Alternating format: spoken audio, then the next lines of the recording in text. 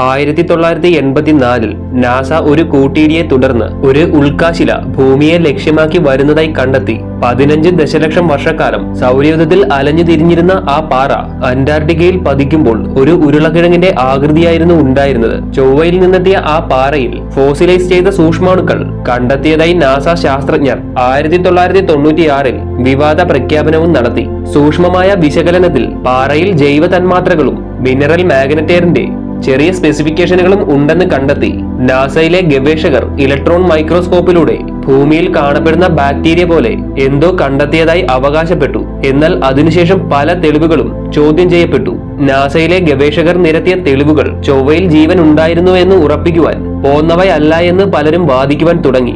മാഗ്നറ്റൈറ്റിന്റെ കണികകൾ ബാക്ടീരിയയിൽ കാണപ്പെടുന്നവയോട് അത്ര സാമ്യമുള്ളവയല്ലെന്നും ഭൂമിയിലുള്ള ജൈവമാലിന്യങ്ങളാണ് ആ ജൈവ തന്മാത്രകളുടെ ഉറവിടമെന്നും പലരും അഭിപ്രായപ്പെട്ടു.